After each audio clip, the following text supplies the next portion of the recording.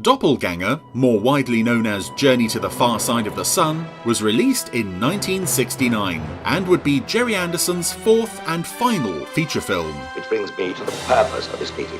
When a space probe reveals the presence of a hitherto unknown planet directly on the opposite side of the Sun from the Earth, it is agreed that a manned mission must be launched to investigate as soon as possible. You wouldn't want anybody else to get there first, would you?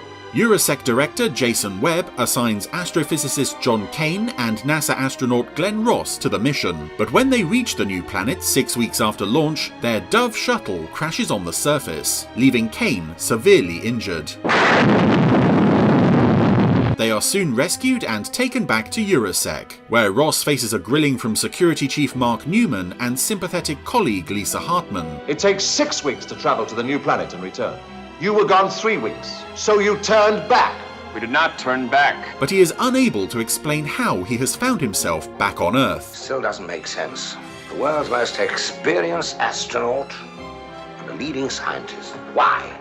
Soon he begins to realise, though, that this is not his Earth, but instead the other planet, which is a precise duplicate of his own world, right down to the people themselves, with one major difference. Every single atom, every molecule here is duplicated here, except that it's in reverse. Realising that his own mirror counterpart is now on the world he left, preparations are made to return Ross to his orbiting spaceship aboard a replacement Dove. But will he really be able to make it back to the world he came from? With reversed vision, how will you operate the controls?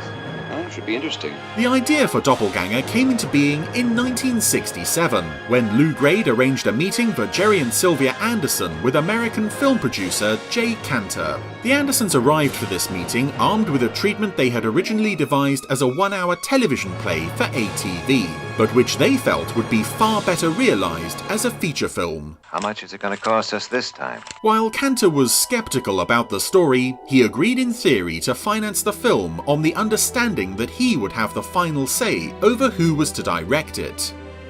Guaranteed. The Andersons chose Robert Parrish, who was reportedly excited by the script, and Cantor gave his approval for Universal Pictures to finance the production. Although Parrish's name was essential to getting the picture made, the Andersons soon found him very difficult to work with, and much time was wasted with various on-set disputes over how the picture should be shot. Well, we'll see about that. Filming began at Pinewood Studios in July 1968. And, over the course of the next 3.5 months shooting, they would discover that live-action filming could at times be even more frustrating than working with puppets. The eye doesn't appeal to you? You must be joking. Could grow on you. Keen to establish themselves and Century 21 as a studio that was capable of churning out more than just family entertainment, the Andersons' script included more mature subplots and themes than ever before, including some hints of nudity and elements of sexual content. You're subjected to radiation effects, and that's why we can't have children. Mostly revolving around the marital problems of Glenn Ross and his wife Sharon. Maybe this is why we're not having kids, huh? Although such elements would be revisited again to greater success in UFO, more than one of Doppelganger's subplots, and indeed characters, seem to end up leading nowhere. They certainly don't. The film's 3 male leads were all well known to audiences at the time. David Vincent has seen them. Roy Thinnis was already closely associated with science fiction as the star of American series The Invaders, A Quinn Martin production. while Ian Hendry was enjoying a prolific career on television and film throughout the 1960s, as was Patrick Wymark. Wymark was then best known for his role as the scheming Sir John Wilder in popular boardroom drama series The Planemakers and its successor, The Power Game. Yes, the timing's perfect, isn't it? Gerry and Sylvia Anderson were avid viewers of The Power Game and were keen for their script to include a focus on the political intrigue surrounding the flight to the new planet as much as the exciting space action. That's why I'm in this office. Thus, the hiring of Wymark himself gave them a little bit of that Power Game magic, as Jason Webb is, appropriately enough, more or less a doppelganger of John Wilder. Miss Lingard. Yes, Sir John. Also appearing in the film as Webb's secretary Pam Kirby was actress Norma Ronald, who had played Wilder's secretary Miss Lingard in both The Planemakers and The Power Game, and would soon return to play Ed Straker's secretary Miss Eland in UFO. Hard at it? I'm always hard at it. Sometimes you notice. And she wasn't alone. Much of the groundwork for Anderson's first live-action television series was laid with Doppelganger, to such an extent that UFO would probably have been a drastically different series if the movie had never been made. Many costumes, including the spacesuits, and vehicles, including the jeeps and gull-wing door cars, were built for this film, and more than a dozen members of the Doppelganger cast would return in UFO, in everything from minor guest roles and background appearances to the series leads. When is Poulsen due back from the States? Thunderbird's voice artist Peter Dineley was originally hired to play the role of NASA liaison David Poulsen, but concerns over his resemblance to Patrick Wymark led to the part being recast with Ed Bishop. The film's greatest legacy to UFO came with the scene in which Poulsen and George Sewell's Newman discuss a traitor within Eurosec, ending with dialogue improvised by the two actors that firmly established the potential for a greater on-screen chemistry, as we'd soon see with Straker and Freeman. Does our side have anything like this? We have now.